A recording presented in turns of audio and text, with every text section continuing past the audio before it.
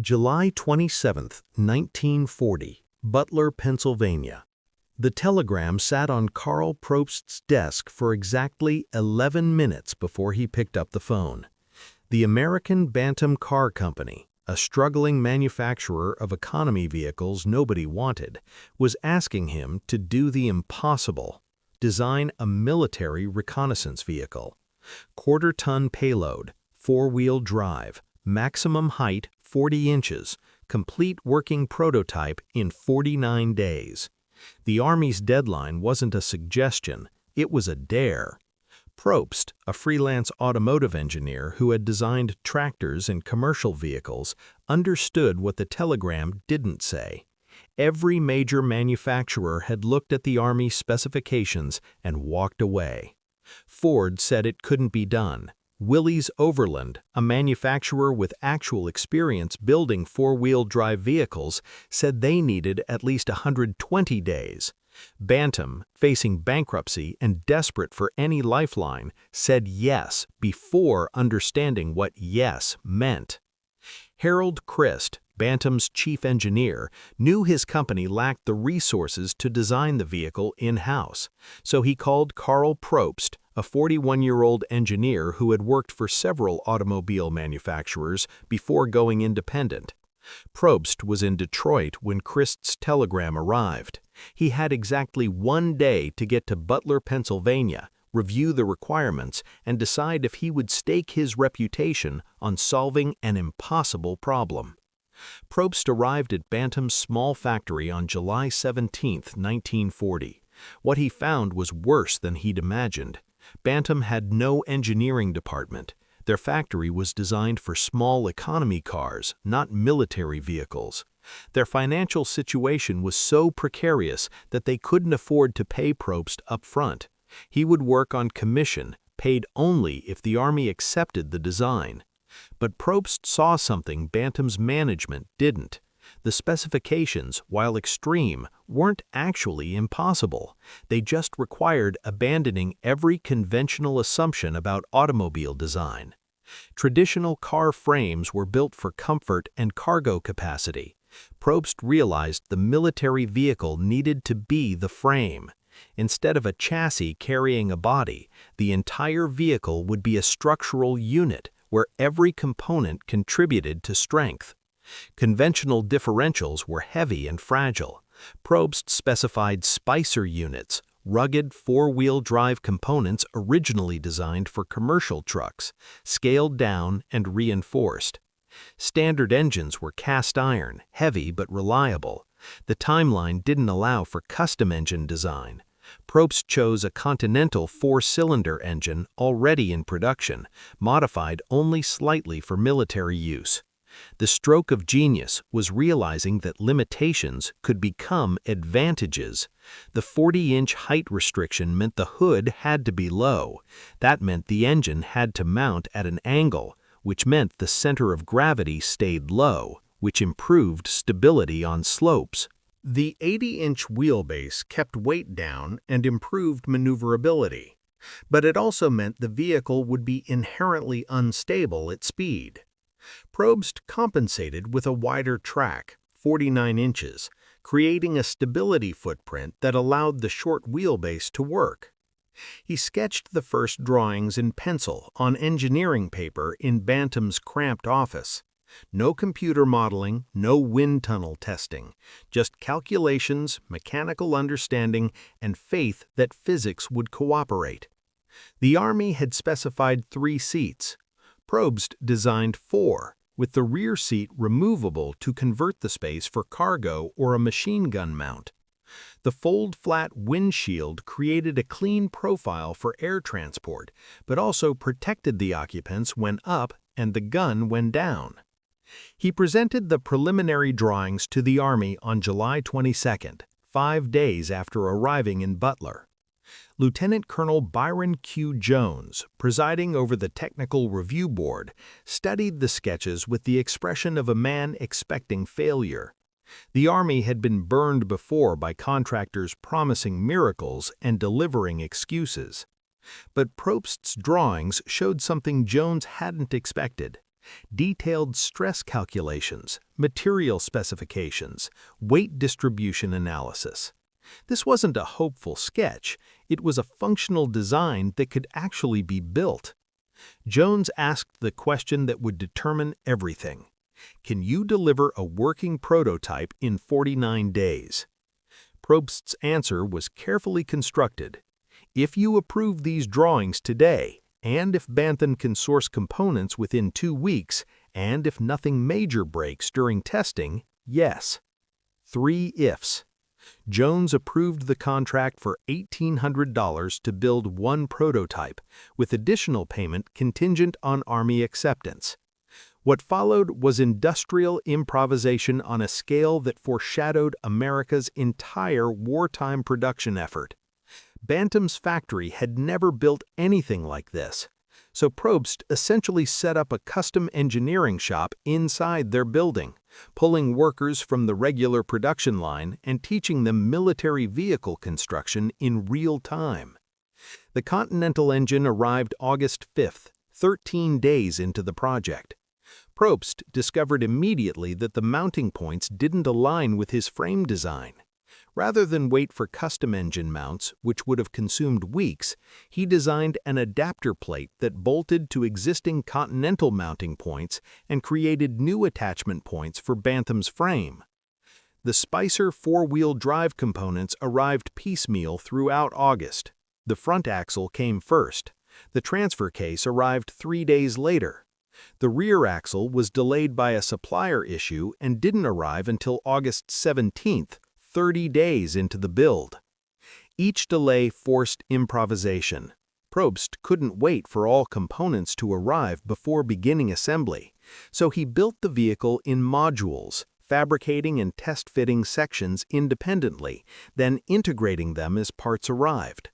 The frame was welded together by August 10th, hand-formed steel, arc-welded at the joints, stress-tested by hanging weights from anchor points.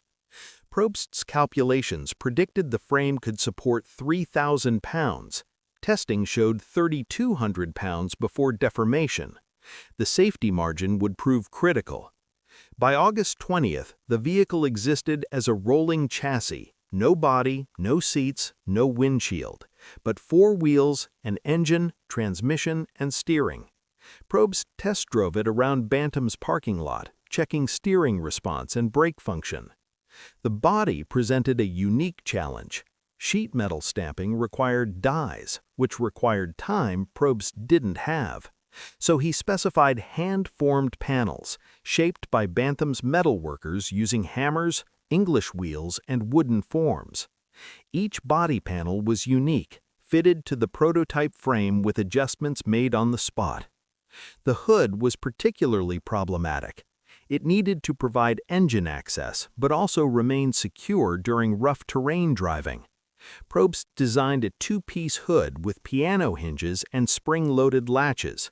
The latches broke during early testing. He redesigned them in one afternoon, fabricating stronger units from hardware store components. September 21st, 1940, Camp Hollybird, Maryland.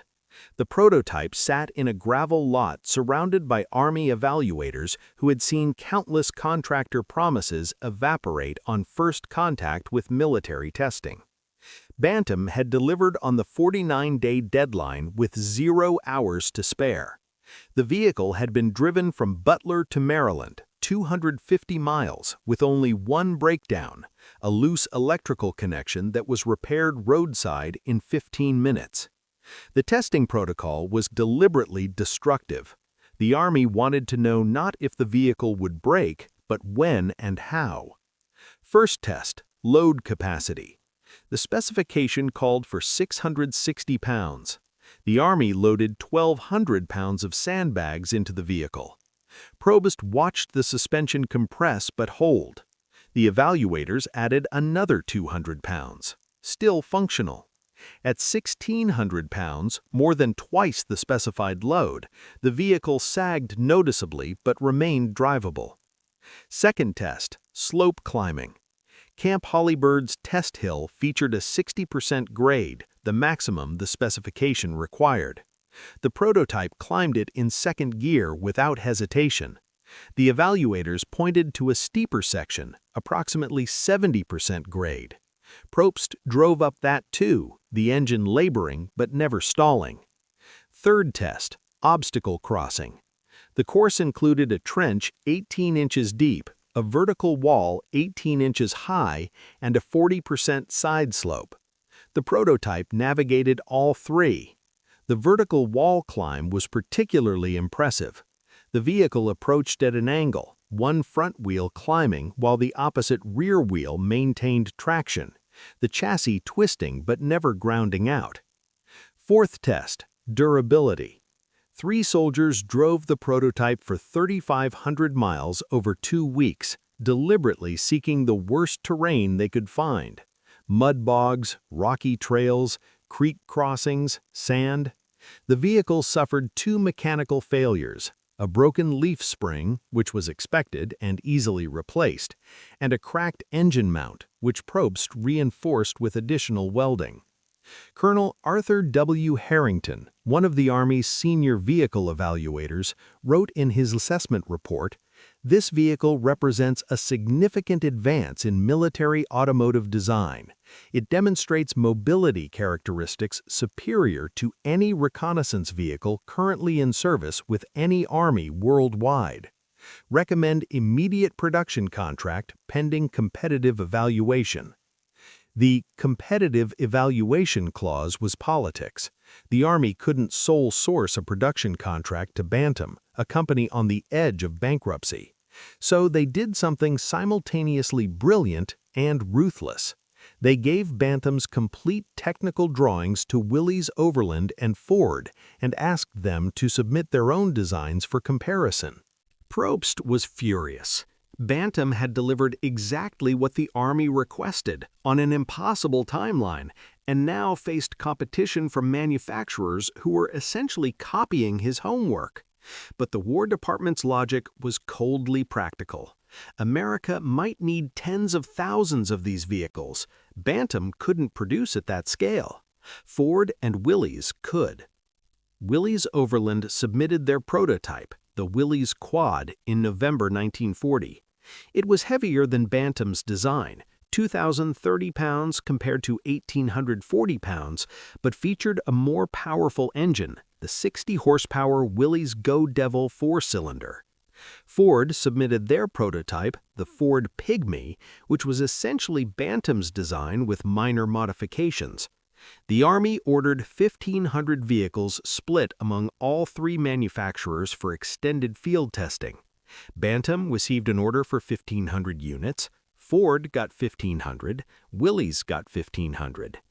Each manufacturer would build to their own design, and the Army would evaluate which performed best under actual military conditions. What happened next revealed everything about American industrial capacity that Germany would face. All 3 manufacturers delivered their orders within 4 months. Bantam, Ford, and Willys collectively produced 4,500 vehicles between February and June 1941, ramping up production infrastructure from nothing to full-scale manufacturing in under 120 days. The field testing revealed subtle but critical differences.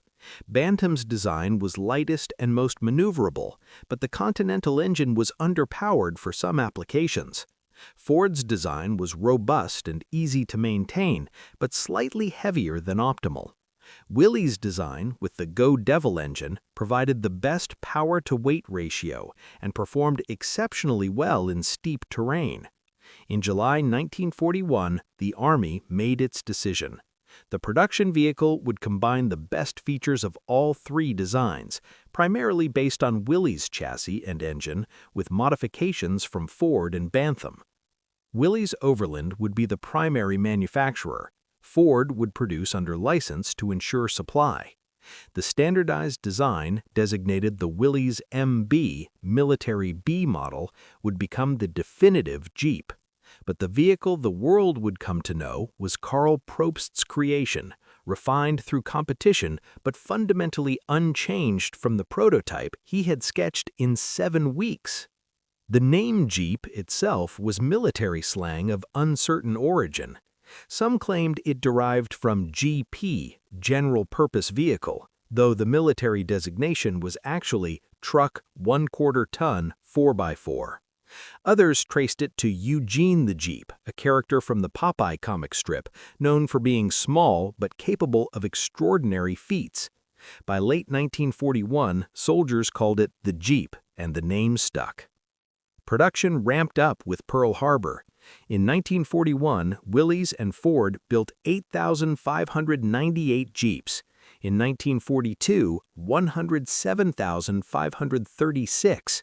In 1943, 234,889. In 1944, 194,865. By war's end, 640,000 Jeeps had been manufactured, making it the most produced military vehicle in history to that point. The production numbers told only part of the story. What made the Jeep revolutionary wasn't just how many were built, but how completely it transformed military mobility and tactical thinking. North Africa, November 1942. Operation Torch, the Allied invasion of French North Africa, demonstrated the Jeep's capabilities under combat conditions. British General Bernard Montgomery's 8th Army had been fighting Rommel's Afrika Korps for 2 years, constrained by logistics that moved at the speed of trucks on roads. The Jeep changed that equation. British long-range desert group patrols, re-equipped with American Jeeps, could range 500 miles into the desert, navigating terrain that would have bogged down conventional vehicles. Mounted with Vickers K machine guns, they attacked Axis supply columns, raided airfields, and provided reconnaissance deep behind enemy lines. Captain David Lloyd Owen, commanding an LRDG patrol, described the Jeep's performance. "We drove across terrain that would have destroyed our previous vehicles within hours. Soft sand, rocky wadis, salt flats. The Jeep simply didn't care. It maintained speed where trucks would have struggled, climbed grades that would have stopped conventional scout cars. The four-wheel drive provided traction we'd never experienced before." But the real revelation was maintenance. The Jeep's simple design meant it could be repaired under field conditions with minimal tools. The engine had no complicated systems. The electrical system used standardized 6-volt components. The suspension used basic leaf springs. When parts broke, soldiers could fabricate replacements or scavenge from disabled vehicles. Lieutenant John Mason Brown, serving with the 1st Armored Division in Tunisia, wrote in his diary, "Our Jeep took a direct hit from German mortar fire, blowing off the right rear wheel and shredding the rear axle. Our mechanic scavenged parts from 2 other damaged Jeeps and had us mobile again in 6 hours. 6 hours! A direct hit! We were back in action by nightfall." The Germans noticed. Wehrmacht intelligence reports from Tunisia in early 1943 expressed grudging admiration for the American reconnaissance vehicle. One captured German document noted, "The enemy light vehicle designated Jeep demonstrates superior cross-country mobility compared to our Kübelwagen. Its four-wheel drive system provides traction advantages our vehicles cannot match. Recommendation: acquire specimens for evaluation." Rommel himself captured several Jeeps during the Africa campaign and kept them for his personal use. When asked why he preferred the American vehicle over German staff cars, he reportedly replied, "It goes where I need it to go." The Eastern Front presented even more brutal testing conditions. Under Lend-Lease, 51,055 Jeeps were shipped to the Soviet Union between 1942 and 1945. Soviet commanders, initially skeptical of American equipment, discovered the Jeep excelled in conditions that destroyed Soviet vehicles. General Vasily Chuikov, commanding the 62nd Army at Stalingrad, used Jeeps for forward command and reconnaissance. In his post-war memoirs, he wrote, "The American vehicles operated reliably in temperatures that immobilized our trucks. At -40 degrees, the Jeep started when Soviet vehicles would not. In mud, it moved when our vehicles could not.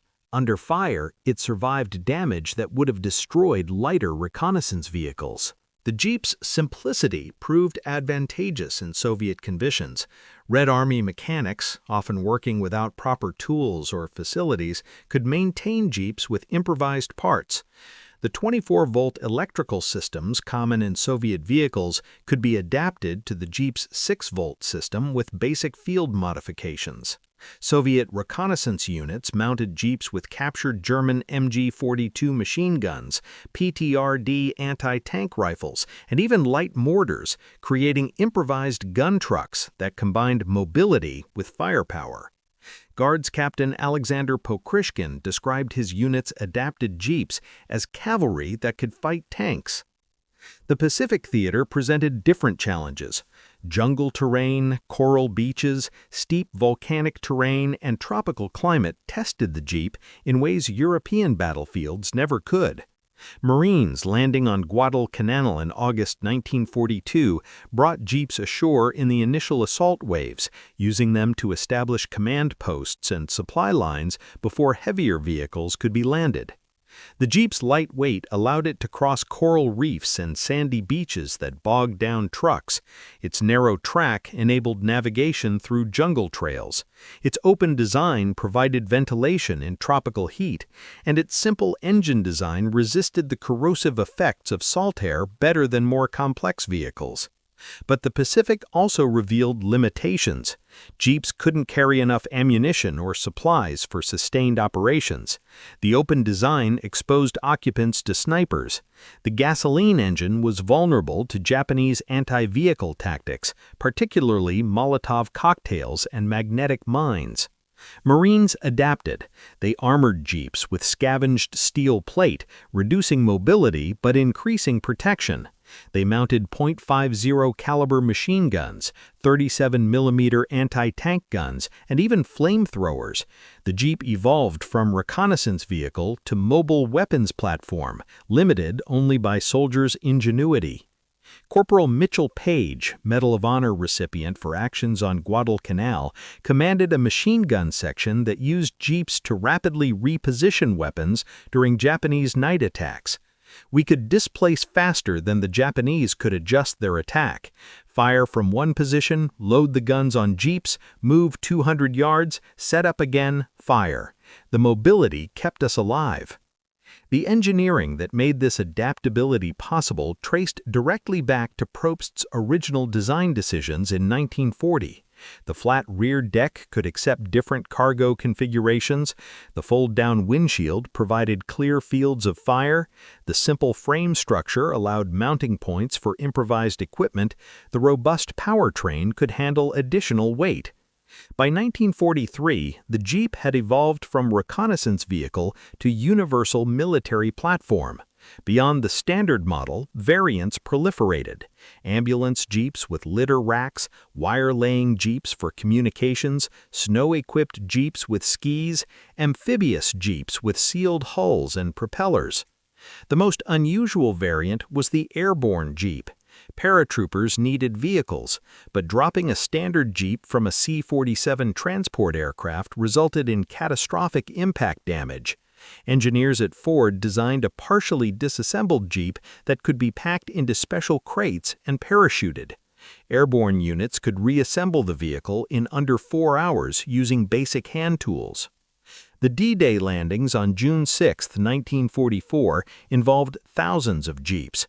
They landed with the first assault waves, carrying officers, radio equipment, ammunition.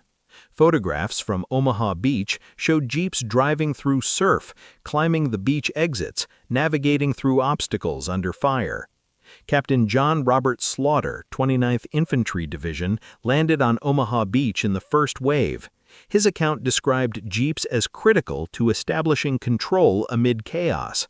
The Jeeps were everywhere, running ammunition forward, evacuating wounded, carrying officers between units. They took fire, they hit mines, they got stuck in the sand, but enough got through that we had mobility when we needed it most. The German response to the Jeep threat evolved throughout the war. Early dismissal gave way to targeted tactics. German infantry learned that Jeeps, while mobile, were lightly armored. Panzerfaust anti-tank weapons could destroy them easily. Snipers targeted drivers, knowing that disabling the vehicle's operator was simpler than destroying the machine. But these tactical responses couldn't negate the strategic advantage the Jeep provided. Allied forces could scout, communicate, and maneuver faster than German units. Wehrmacht officers, increasingly fighting with limited fuel and worn-out vehicles, faced opponents whose reconnaissance vehicles operated reliably regardless of conditions. Captured German documents from late 1944 revealed the Wehrmacht's assessment. One intelligence report noted, "The enemy's widespread use of light reconnaissance vehicles provides significant tactical advantage in fluid operations. German forces lack equivalent capability. The Kübelwagen, while lighter, lacks four-wheel drive and demonstrates inferior cross-country performance. Recommendation: conserve fuel by reducing mobile operations and emphasize static defense." In other words, we can't match their mobility, so we'll stop trying to be mobile. The Battle of the Bulge, December 1944, demonstrated how completely the Jeep had become integrated into American tactical doctrine. When German forces launched their surprise offensive through the Ardennes, American units initially fell back in disarray. But within hours, Jeeps were racing between separated units, carrying orders, evacuating wounded, and providing reconnaissance of German positions. The 101st Airborne Division, surrounded at Bastogne, used Jeeps to maintain perimeter security and run supplies through German lines. Captain Charles P. Bogus, whose tank unit but these tactical responses couldn't negate the strategic advantage the Jeep provided. Allied forces could scout, communicate, and maneuver faster than German units. Wehrmacht officers, increasingly fighting with limited fuel and worn-out vehicles, faced opponents whose reconnaissance vehicles operated reliably regardless of conditions. Captured German documents from late 1944 revealed the Wehrmacht's assessment. One intelligence report noted, "The enemy's widespread use of light reconnaissance vehicles provides significant tactical advantage in fluid operations. German forces lack equivalent capability. The Kübelwagen, while lighter, lacks four-wheel drive and demonstrates inferior cross-country performance. Recommendation: conserve fuel by reducing mobile operations and emphasize static defense." In other words, we can't match their mobility, so we'll stop trying to be mobile. The Battle of the Bulge, December 1944, demonstrated how completely the Jeep had become integrated into American tactical doctrine. When German forces launched their surprise offensive through the Ardennes, American units initially fell back in disarray. But within hours, Jeeps were racing between separated units, carrying orders, evacuating wounded, and providing reconnaissance of German positions. The 101st Airborne Division, surrounded at Bastogne, used Jeeps to maintain perimeter security and run supplies through German lines. Captain Charles P. Bogus, whose tank unit broke through to relieve Bastogne, credited Jeep reconnaissance with identifying the route his Sherman tanks used to reach the surrounded paratroopers. General George S. Patton's Third Army, racing north to relieve Bastogne, used Jeep reconnaissance to find routes through winter terrain that German intelligence had assessed as impassable. Patton himself preferred traveling by Jeep rather than staff car, arguing the lighter vehicle provided better mobility and less conspicuous profile. In the Pacific, the Jeep enabled MacArthur's island-hopping campaign. Each amphibious landing required vehicles that could be rapidly deployed from landing craft and immediately operational. Jeeps met that requirement. They rolled off LSTs, or landing ship tank, directly onto invasion beaches, often under fire, and established mobility within minutes of landing. The liberation of the Philippines involved massive Jeep deployment. When American forces landed on Leyte in October 1944, Jeeps provided the reconnaissance that identified Japanese positions and the mobility that allowed rapid exploitation of breakthroughs. The subsequent campaigns on Luzon and other islands followed the same pattern.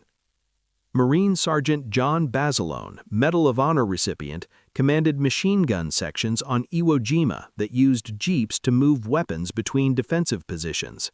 Basilone was killed by Japanese mortar fire while directing a jeep loaded with ammunition and demolition charges to Marine assault units. His last action exemplified the jeep's role, enabling soldiers to deliver firepower where needed, under fire, without hesitation. The atomic bombs dropped on Hiroshima and Nagasaki in August 1945 ended the war before Operation Downfall, the planned invasion of Japan.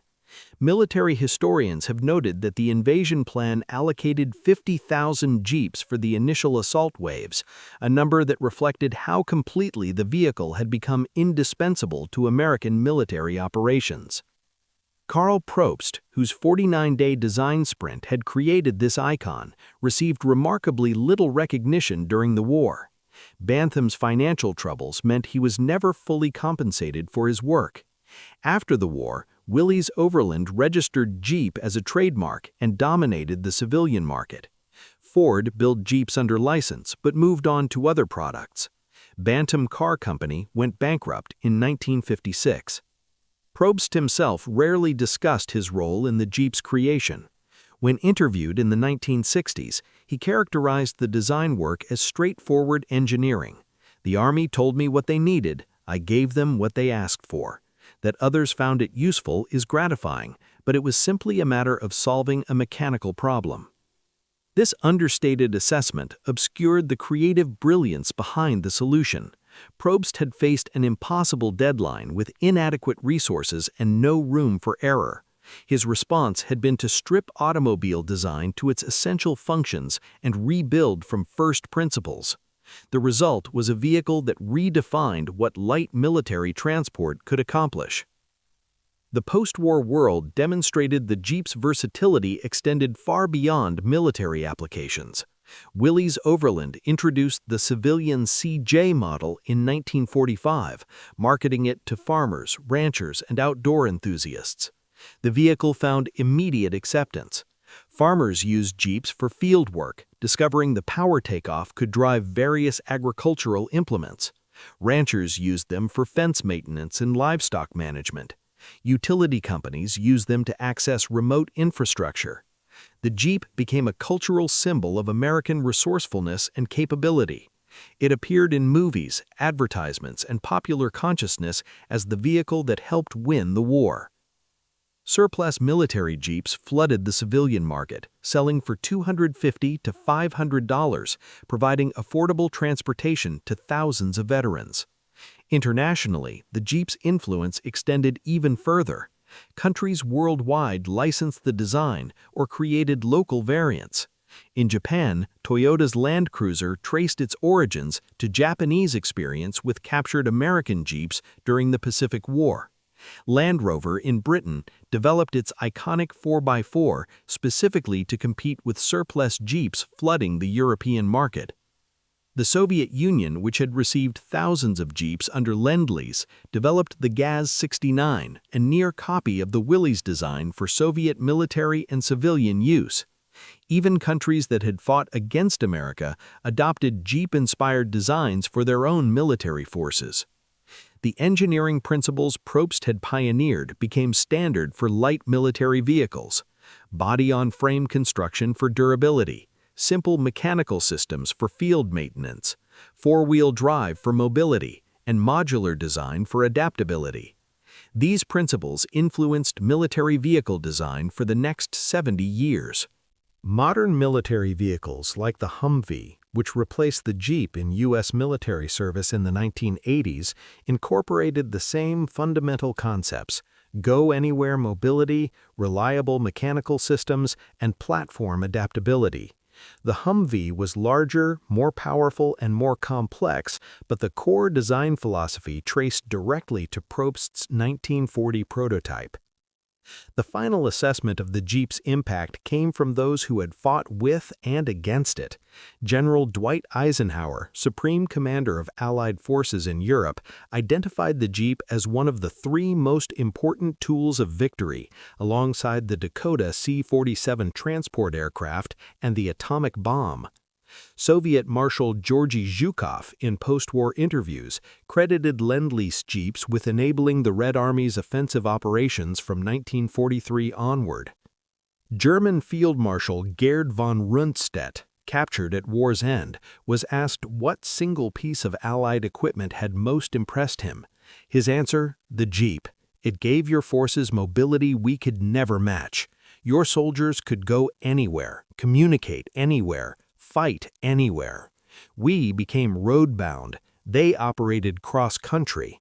In mobile warfare, that difference was decisive. The mathematics of the Jeep's contribution defied simple calculation. 640,000 vehicles built. 51,054 shipped to the Soviet Union, thousands more to British, Free French, and other Allied forces. But the true impact measured in capabilities enabled rather than units delivered. Every Jeep meant reconnaissance conducted, casualties evacuated, ammunition delivered, communications maintained, officers transported, weapons positioned. Multiplied across years of global warfare, the aggregate effect was mobility advantage that Germany, Japan, and their allies could never match. The production statistics revealed American industrial capacity. At peak production in 1943, Willys and Ford collectively completed one Jeep every 90 seconds, 24 hours per day, 7 days per week. Each vehicle required 2,500 individual parts, 18 square feet of steel plate, 15 feet of electrical wiring, 4 tires, and 60 man-hours of assembly labor. The supply chain supporting this production was itself extraordinary. Continental and Willys engines from separate manufacturers, Spicer transfer cases and axles, hundreds of smaller suppliers providing fasteners, wiring, instruments, and components, all synchronized to deliver parts to assembly lines in precise sequence to maintain production flow. If a single supplier faltered, production stopped. That it rarely stopped demonstrated American industrial coordination at its peak. The same coordination that produced Jeeps also produced aircraft, ships, tanks, artillery, and ammunition in quantities that overwhelmed Axis production capacity. Germany, fighting a multi-front war with limited resources, could never match this output. The Kübelwagen, Germany's equivalent light vehicle, was produced in total numbers around 50,000 units. The Schwimmwagen amphibious variant added another 15,000. Combined, German production of comparable vehicles totaled less than 10% of American Jeep production. The disparity wasn't just numbers. German vehicles used complex designs that required skilled labor to maintain. The Kübelwagen's air-cooled engine was efficient but temperamental. Its limited ground clearance restricted off-road mobility. Its rear-wheel drive configuration reduced traction in difficult terrain. American Jeeps, by contrast, were over-engineered for reliability. Soldiers without automotive training could perform basic maintenance. The engine tolerated abuse. The four-wheel drive provided traction in conditions that immobilized German vehicles. The simple design meant broken parts could be replaced quickly. This reliability advantage compounded over time. A German Kübelwagen that broke down in Russia often remained broken, stranded by lack of spare parts or qualified mechanics. An American Jeep that broke down was typically operational again within hours, repaired by the soldiers using it with parts scrounged from other vehicles or supplied through the logistics system. By 1945, the Wehrmacht was largely immobilized.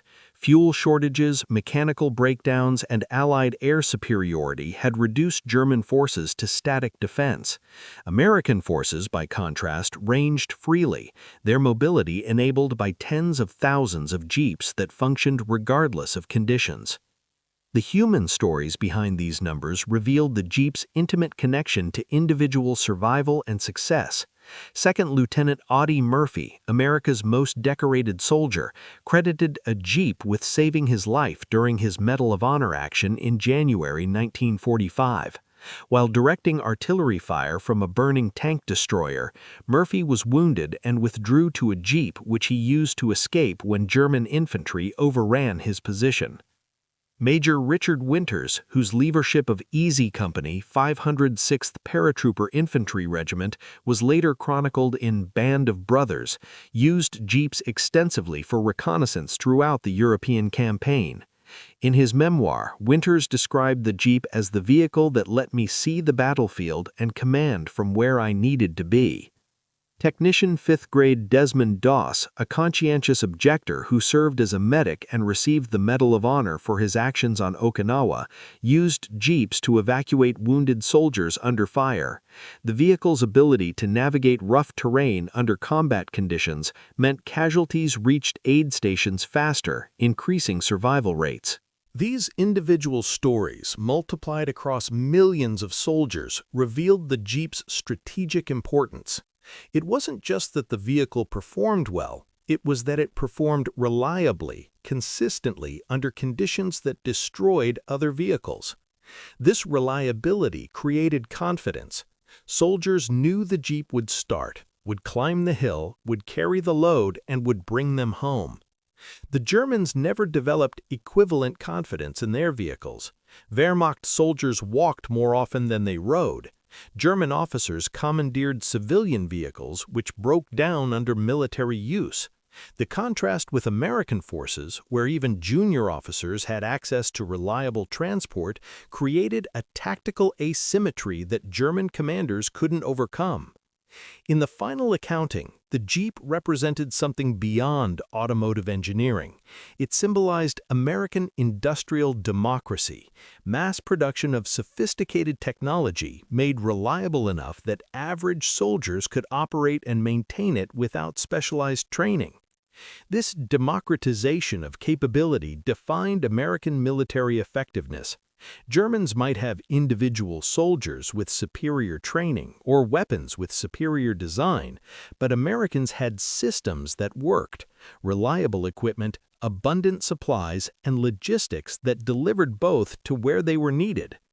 The Jeep was the mobile embodiment of this systemic advantage.